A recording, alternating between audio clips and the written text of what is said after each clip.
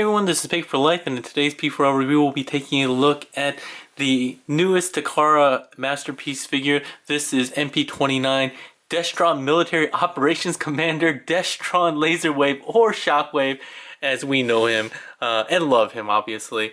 And he has a very tall, thin box, which is definitely going to annoy me when trying to put him in storage with the rest of my MPs, but it is very nice looking. You get this awesome picture of Shockwave here in both his modes, the MP-29 designation and such and so forth. Really nothing else going on the rest of the box. You get a little bit of saluting action here, barely close to his head, which a lot of people have made fun of. Some information about what's included back there, but let's go ahead and get to the back where all the action's going on. So we get some more robot mode pics, alt mode pics. You see him kind of standing beside some of his Destron or Decepticon colleagues here, as well as some other features like the stand and so forth. But yeah, that's really it.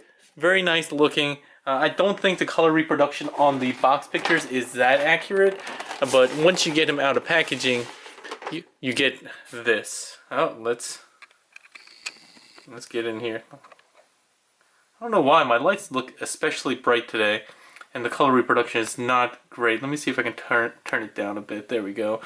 And so you get a nice big alt mode version of Shockwave in the clamshell, as well as kind of his stand extra backpack piece. You get a small version of him for his alt mode, his robot mode, so he can, play with himself, I suppose. And then you get a whole slew of extra hands, which we'll go into in a little bit. As well as some other items. We get the instruction manual, which, like Shockwave, is really long. Well, his box is really long and kind of unwieldy.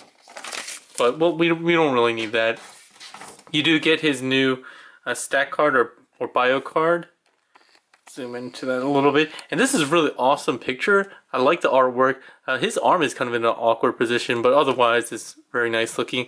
On the back, this guy's pretty much maxed out on most of his stats. I don't even remember what each of those each of these are referencing, but he's pretty maxed out.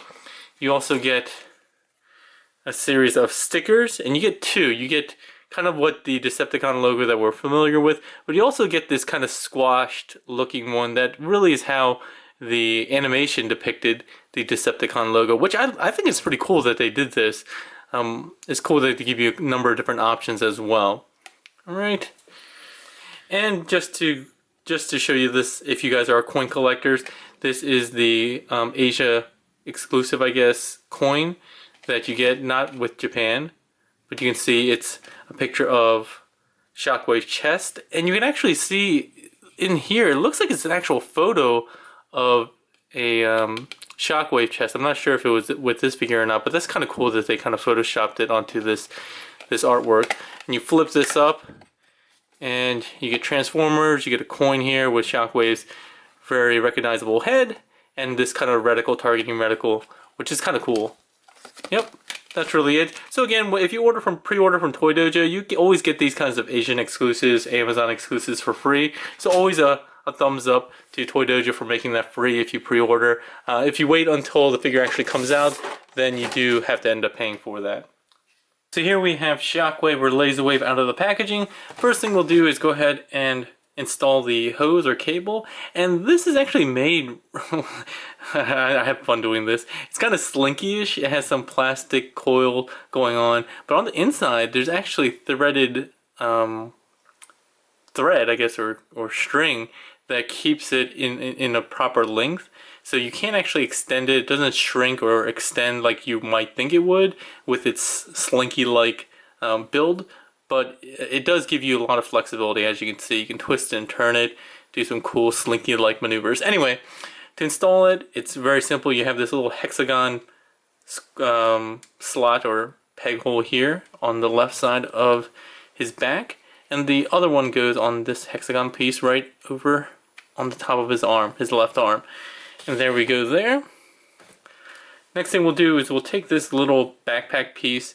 What you do is just open it up, swing it all the way around, it'll tab it on these sides, get this kind of aligned, there's no tab or anything, just get it kind of straight. And you'll see that there's a cutout here, and these little rectangular piece here will go on this die cast piece on the bottom of the handle, of the gun, not handle. And it can go most places, but I like doing it on this little notchy piece that comes out. And then you get a nice little horizontal stand for your Shockwave, which is nice. It's a nice little accessory for display options if you want to do that in alt mode. I don't know if you would, but that's an option. As far as the actual alt mode itself, it's very nice looking. It's very G1-ish, which you would expect from a Masterpiece figure. The color is definitely really light. They're trying to go for an anime accurate, I guess, color, and I don't think this is it. I think this matches kind of the Sumbo artwork, which I'm going to try to put up around here, or maybe a little bit later in robot mode, since this is a robot mode picture that is a lighter purple. But if you go side by side with both of the screens, he's definitely not this light. And I'm sorry if this color is coming off really blue. Purple is really hard to capture on video and on photos without some color correction. So hopefully post I can correct that a little bit to make it look a little bit more accurate to what you see with the naked eye. But otherwise, the design is really nice. The actual molded details, there are a lot of them, a lot of cool slits and slots here, molded vents here and there. Not a lot of paint apps. I don't know that there are really any except for maybe here. And that might be it. I'm trying to look. That might be the only paint apps. Well, I mean, you have this die-cast piece painted. That's kind of necessary. But otherwise, I don't know that there's any real painted pieces here. You got some die-cast up here as well. So very minimal there. I would have liked something, but I guess it's pretty accurate. Other things that you can do is there's a battery compartment here. There's two actually. One here with this Phillips head screw. Open that up, and then you have two AAA batteries that go in there. Normally I would show that off, but if you don't know how to install AAA batteries, then you really should watch my review on how to wear a helmet, because you're probably going to need a helmet for the rest of your life. The installation for the second set of batteries are the ones in his arms here, and it has a little molded open with a counterclockwise arrow, just in case you didn't know how screws work. And you open that, and you'll have two LR44 batteries, or AG13 and some other equivalents that you put in here. And again, very simple. They even have some molded directions on the inside, just in case you need to figure out how to do that. And once you have that, you'll actually make use of the LED, which is a really cool feature. I think this is, one of the first MP figures in a long time that has LEDs in it. I think MP1 might be the only one I can think of that has one. Oh, and MP5. Anyway, so you pull on the trigger right here, and you get a little blast. And it's actually really, really bright. But there's other options. If you come around to the right side here, there's a little toggle. If you switch that down and pull the trigger, you actually get a little pulsing action. You can see it actually gets brighter and darker in kind of a pulsing thing. And it's actually looking kind of odd here. There's a flicker on the camera just because of the way the camera is capturing the LED, but it's actually just getting brighter and then darker, and it does that I think 10 times. Yeah, so really, really nice alt mode. The only complaint I really have, besides the lack of paint, is the fact that this back piece here is completely hollow, and you can see all the way into his crotch here, basically. I think they should have put in some kind of flap or something that closes it up for, $150-ish figure. One of the most expensive ones that we've had in a long time. I think this is really kind of unnecessary. They should have done something to do that. And it actually feels hollow there, and the plastic here is a little soft. You can actually flex that a lot, as opposed to the rest of the figure, which feels really solid.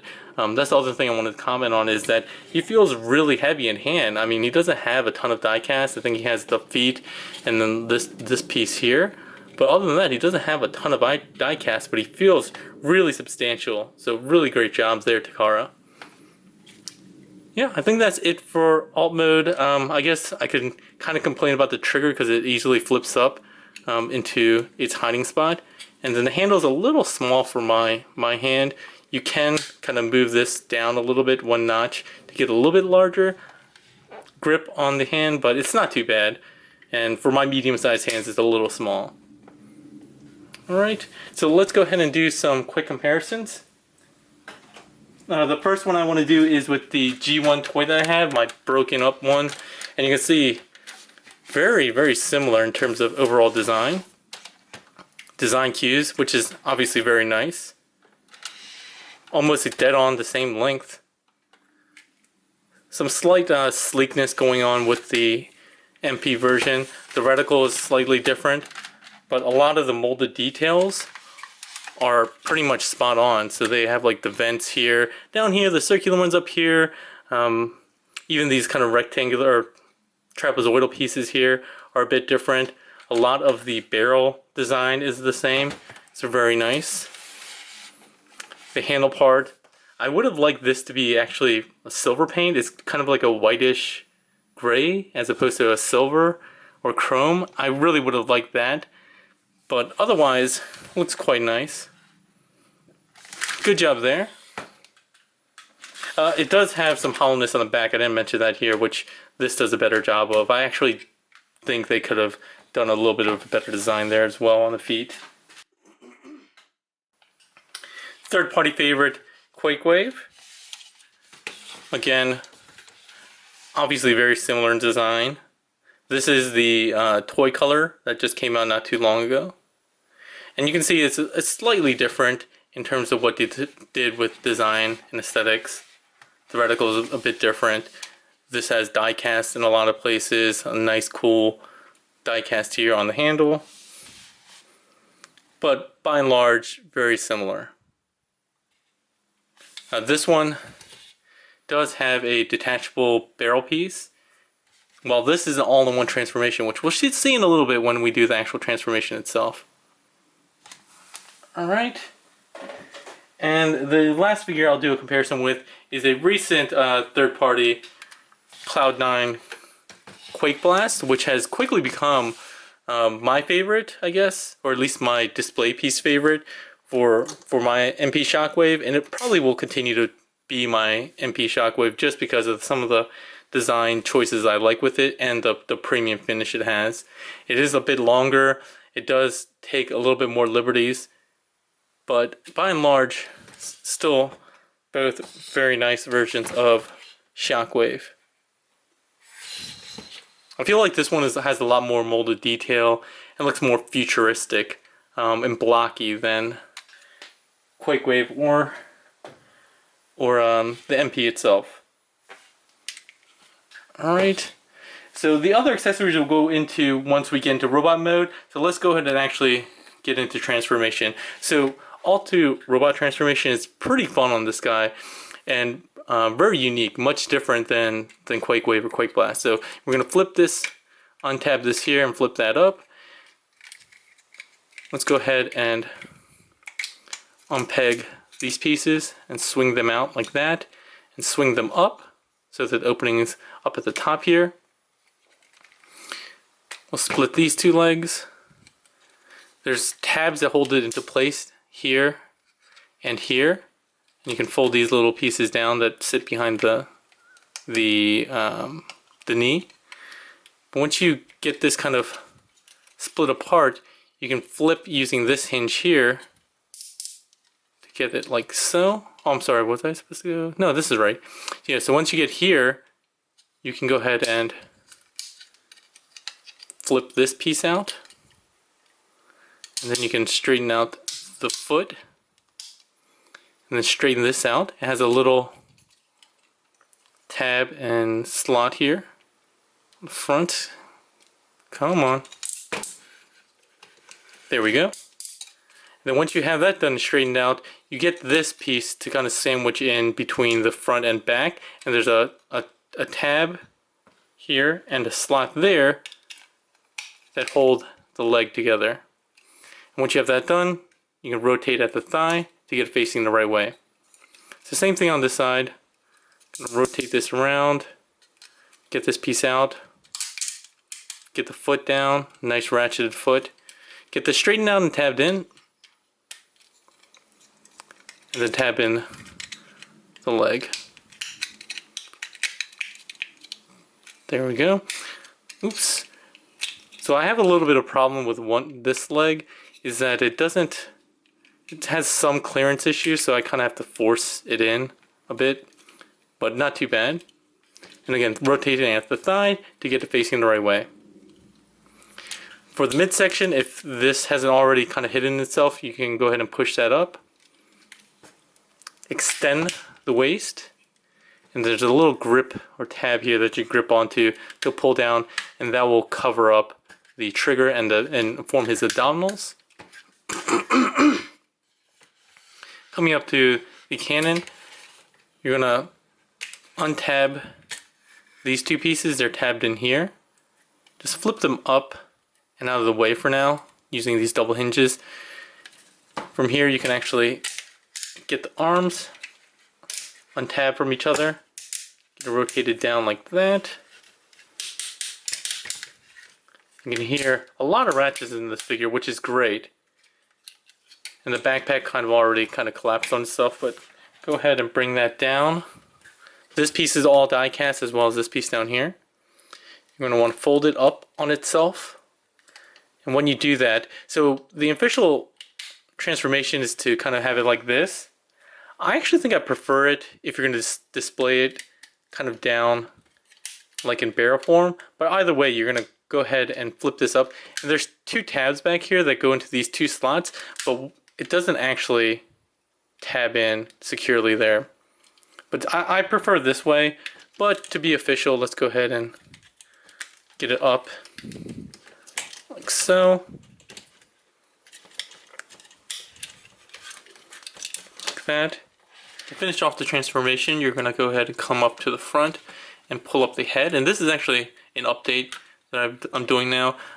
The original cut I did and I posted was saying that there should be some kind of locking mechanism for the neck, and it actually does have one, but it's actually pretty hard to get in. So I feel uncomfortable doing pulling this up, but you do pull it. If you pull it up like this from the back, like you can pull it up really hard and really uncomfortable amount of pressure to get it up. But you can also do it a little bit more easily if you just pull up on the chin and push like this ever so slightly. You don't want to pop it off the ball joint, but it does lock into place and it does make it look a lot cleaner and it's more secure, so he doesn't have any problems. So thank you to ZFresh, my good friend ZFresh up in Canada, as well as Mr. Wicked Weasel on YouTube for pointing this out for me on my original take and post of the video. So getting into robot mode review, the first thing you can do optionally is to take that stand that we had before, kind of pop it down like this, flip this up, and kind of position it like this. And you can kind of lift the backpack up slightly, slide this up, and you want to get the that gray piece coming out like that, and shove it up as much as possible. And then you're gonna get the other piece to come out here like that. And then this also has tabs, and these tabs are the ones that actually correspond really well to those tabs on the back and form a really nice tight tabbing mechanism for his backpack. So you have that, and that gives it more of a G1 look of the backpack as opposed to having the barrel on the back. So that's optional, but it's kind of nice that they have that. It does make him a little bit more back heavy, but nothing his ratchets can't handle. So let's go ahead and do a quick 360 of Shockwave. And this guy looks really quite amazing. I think they did a really good job on the mold and design for this figure. And I think it does have a really G1 cartoon look to it overall. Much more so than I think Quakewave or Quake Blast, which we'll look at in a little bit. But really just, you know, kind of the thinner legs, not as big and bulky, the kind of swooping shins and everything like that. It really does evoke the look of the cartoon Shockwave, I think, and especially the Sumbo kind of artwork design that they've shown off before. So really good job there. The colors are still kind of throwing me off a bit. It's not a bad color. I think it looks really nice. It looks very cartoony. I think that's a good way to put it.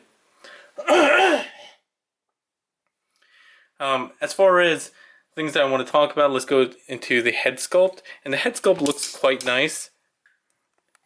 I think it's a little more squat than I would like, probably. Here, let me bring this up a bit. It's a little bit more squat than I would like, but I think it's a little small for my taste. And besides the mechanism, I think that otherwise this head does look pretty good. It does have very nice kind of antenna. And I gotta say, I mean, if you know, kind of being a war criminal, gets you Emperata, gets you this nice, really looking head sculpt, I wouldn't mind. I wouldn't mind it at all. It does exist on a ball joint. It's kind of limited, so you can't get too much going on here and here. But you do get a lot of up and not a lot of down. I mean, you do get a decent amount, I guess, for head down articulation. Otherwise, I think it's a really good head sculpt. He does have light piping along the back here. But in a lot of angles, because it's translucent yellow and up against purple, it makes it look green a lot of times, which is kind of a bummer. I kind of would have liked, if they were going to do LEDs anyways, if they had LED function in here. And it should have been fairly easy to wire something up from the chest, which contains the batteries. So, a complaint there, but it's just a decision they made. As far as articulation goes, he does have shoulder ratchets here, as well in the base of the actual arm itself. Those are nice, tight, and loud, but it doesn't feel as fragile as Ironhide's. Same thing here, nice shoulders going forward and back, and it doesn't feel as scary as Ironhide's. He does have a bicep swivel, just a friction, and then ratcheted elbows. And if you want, you can switch this around to have the cable up front if you want. He does have a little button here, which does show off the blinking LED in his blaster. His blaster arm is removable, and you can swap it out for a couple of different hands. We'll show that off in a minute. Here, he does have waist articulation. It goes about, I would say, like maybe close to 45 degrees, maybe 40 degrees, and then it stops. And it's not like the backpack is stopping it. Even if you remove the backpack, it doesn't want to go further than that. You might be able to, but it feels like you're forcing something. He does have a weird kind of waist articulation going back. You can kind of get it going forward, but it doesn't stay. It pops back, and it does also reveal his kind of trigger piece. So I'm not sure what was supposed to be designed for that, but anyway, he does have hip pieces that go, hip skirts that go forward and to the side here. The forward ones really don't give you that much extra articulation. So here's regular, and if you go with the hip skirt out of the way, you get one extra click.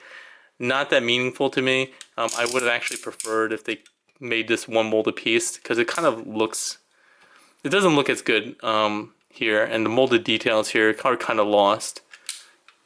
It does go off to the side with friction. I would have liked ratcheted pieces here, because these are a little loose. I've seen some mods go in and tighten that up a bit. It's not terrible. It does hold his leg, but any kind of motion is going to get it to fall on itself. Thighs, really iconic thighs, thin. The pin joints do kind of bother me a bit, and as well as this piece, but it's not that big of a deal. His knees are kind of limited, only go about 45 degrees, which is kind of a bummer, but they are nicely ratcheted. And his feet are ratcheted. You only get like one going back from neutral and one going forward. Again, pretty limited. You do have ankle tilt, which is great. You don't really get a lot of ankle tilts in MP figures, so you do get some inner ankle tilt. And this is die cast, which is nice. Did I say thigh swivel? I always miss the thigh swivel, so you should just assume in all my reviews if I don't mention thigh swivel, he probably does have it. The only other complaint I have, again, with mine, is that this doesn't collapse all that well, and then it leaves a little bit of a gap. It's only on his right leg. On his left leg, it closes up pretty well, but here, I always have a bit of a gap, and I haven't been able to figure out why that is with just that one leg. But yeah, that's really it for his articulation, I think. Let's go ahead and talk about his accessories. So he does have a smaller version of himself that he can hold like a regular gun. And this is really nicely done as well. It looks very, very Shockwave-ish. And I think it's like one episode where he actually is shown using another gun as opposed to his huge blaster on one arm.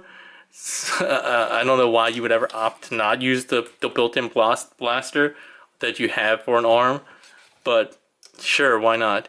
And it uses the MP tabs,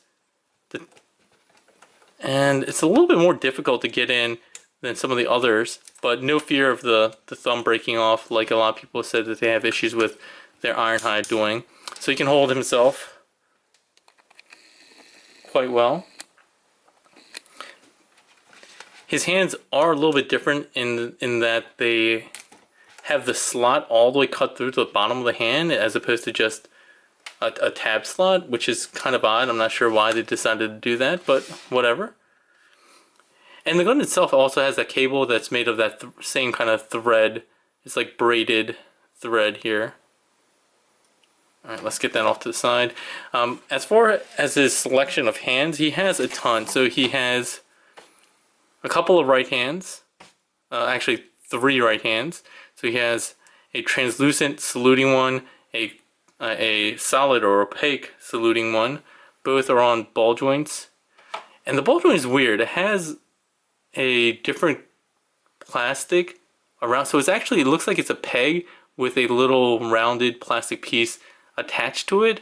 And I just don't get it because then it's not the same color. So in this translucent hand, you can actually see it on both sides, and on this hand you can see it on the inside. It's just a really weird choice, and I don't know why they just didn't use this, mold it that way. I have no clue why they did that, but you can get some really weird poses with this one here. So let's go ahead and take it off. It's just a little frictiony tab thing.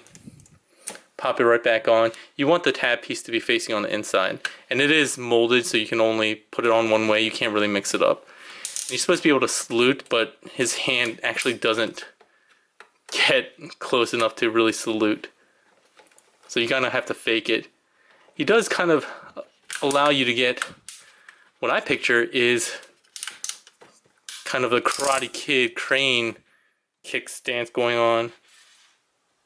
But he doesn't have a right hand, so you can't really get that going on. Or a left hand. I guess you could go ahead and... No, does he have another left hand? I thought he did. Maybe not.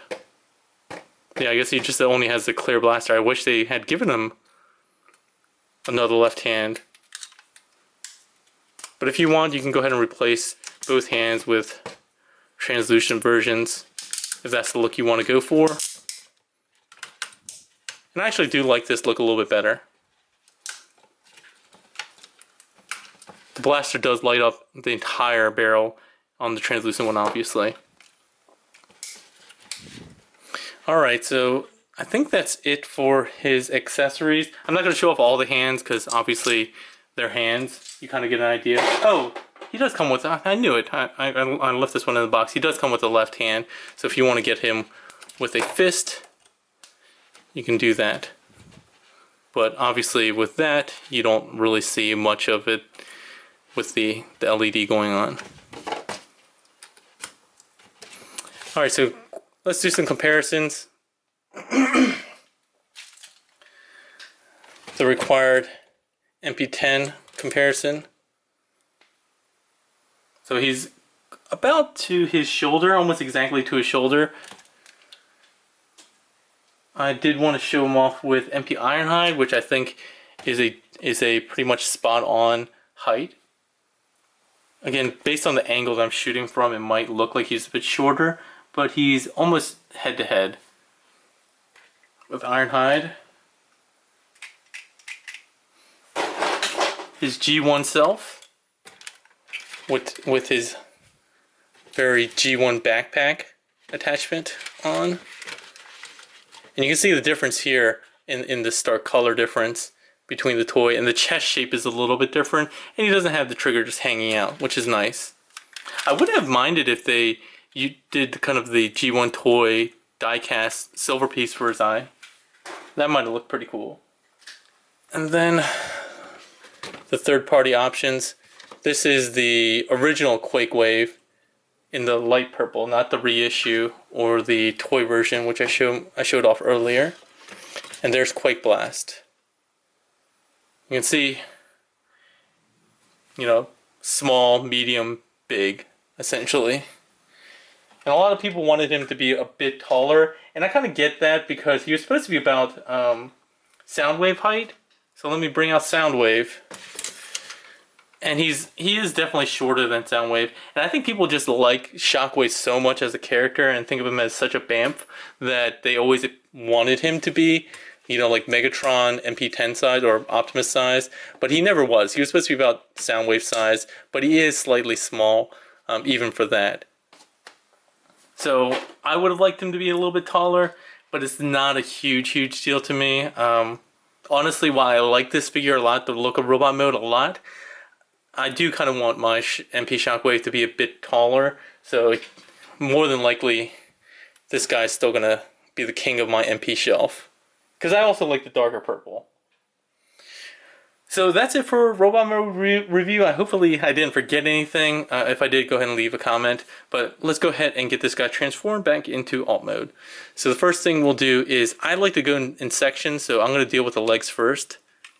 So legs, we're going to go ahead and come down and pull out that inner leg section.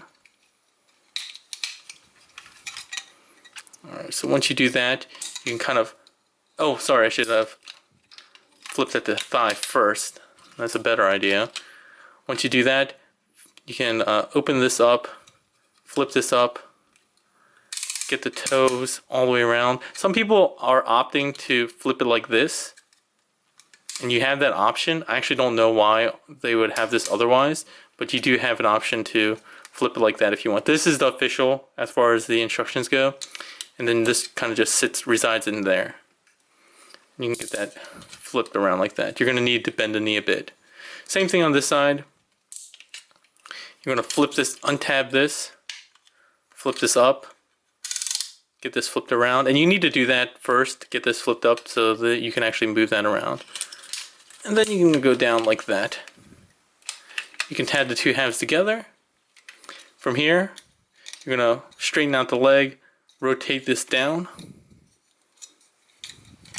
Come through like that, and then tab the two halves together, and then you have these little back of the knee pieces that form a slot for these two tabs, while on the front you have two tabs that go into his crotch area.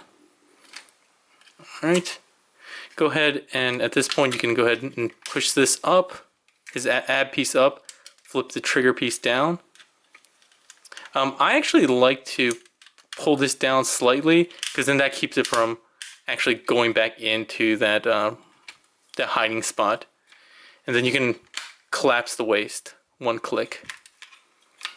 Flip this down, and these two tabs will go into the reticle base piece, and you can flip up the reticle there. We're going to go ahead and kind of reverse the backpack transformation. Just open it up. I feel like the easiest is to push this little piece through here, and then you slide that down. Again, since we're here, go ahead and form the display stand. Flip this all the way up, and we'll leave it like that for now. The arms, the head, you need to push it forward and push it down. The arms, you're just going to flip straight up like that. And then this die-cast piece here has two pegs that go into the sides of the arms here. So once you get this open, you can straighten everything out and peg in one side, peg in the other, and then there's a tab on the one arm that goes into the other side. The hand orientation doesn't matter. I just leave it whatever orientation it was before. Is easiest, so you don't have to mess around with it. You don't need to flip it around or anything like that. And when you close this up, there's that small tab on the inside of the arms, which is now facing the outside, that tab into these side pieces of the barrel. You collapse it like so. And there we go. There we have MP-29 Shockwave or Laserwave back in alt mode. And so we've come to final thoughts. My final thoughts on this figure is it's very good. It's a very fun figure. I think it's my favorite, Return of Kobayashi designer figure since he's been back. It's not perfect, and while I do really like it, I think it's a bit lacking for the price tag. It doesn't have as many awesome accessories like Ironhide did. It is better designed, but it's about the same size. So I don't know where the cost is going into this. I guess there's a little bit of die cast, which isn't that expensive, and are some electronics, which again aren't that expensive. So I don't know why it's costing so much more for this figure than say Ironhide. And I think in a lot of respects the third-party figures like Quakewave and Quake Blast really do take the feel of Shockwave to another level. And it might be just the color, it might be that it's not a painted finish like it was with Ironhide, but it doesn't feel, I guess, worth that price tag. I would have been much more comfortable paying about $100, maybe $120, but $150 is kind of a lot to be asking for this MP figure. While it's very, very cool, has some cool transformation stuff going on, and it does look very much like the cartoon and Sunbow version of Shockwave, I find it a bit lacking for the price you're paying right now. So yeah, I mean, it's definitely worth picking up if you're an MP collector. But if you already have Quake Blast or Quakewave, you might not feel necessary to go ahead and pick this guy up. Alright, if you guys want to pick this guy up for your collection, go ahead and click on the Toy Dojo link in the description below. If you guys like the video, please give it a like, share, or subscribe. That always helps me out. And as always, leave a comment or question in the comment section below, and I'll try to get to it as soon as possible. Alright, that's all for today, everyone. Have a good one.